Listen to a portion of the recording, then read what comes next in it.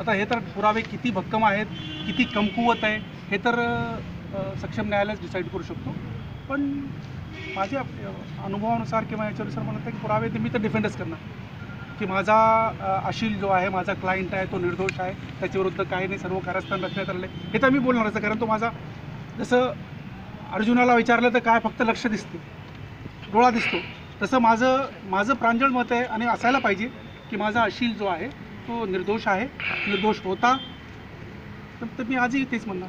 आणि the court will decide, competent court will decide whether he is guilty or not. So it will not be correct to comment on that issue whether that evidence are sufficient or not. यांच्या संदर्भात एक statement तुम्ही केली आता. हे सांगताना तुमच्या शब्दाला जरा वेटेज यावा यासाठी एक दोन मुद्दे असे सांगा की त्याला नाही, मी मगाशी सांगितलं ॲक्सेप्ट करायला पाहिजे की मी मगाशी सांगितलं या प्रकरणामध्ये 2-3 असे अत्यंत प्रभावी मुद्दे आहेत की ज्यामुळे ही संपूर्ण प्रोसिडिंगच संपवायची. कसे सोलापूरच्या मीडियाला 4-5 शंका आहेत.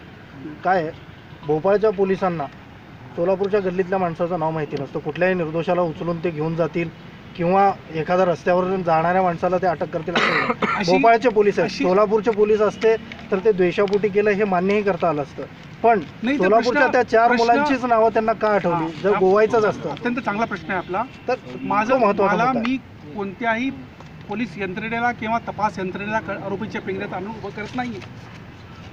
कारण अशी बरेच प्रकरणं आहेत देशभरामध्ये जमीयतुल उलमाच्या NGOच्या मार्गदर्शनाखाली किंवा त्यांच्यासाठी जे निरपराध तरुणांचे मी प्रकरणं बघतो, जवळपास 12 स्टेटमध्ये बघतो.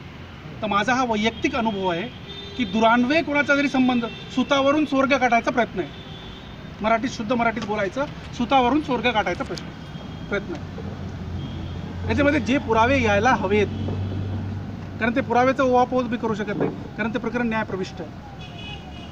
कारण तुमच्या समाधानासाठी एवढं सांगू शकतो की असे मुद्दे आहेत की ज्यामुळे संपूर्ण प्रकरण मुळापासूनच हे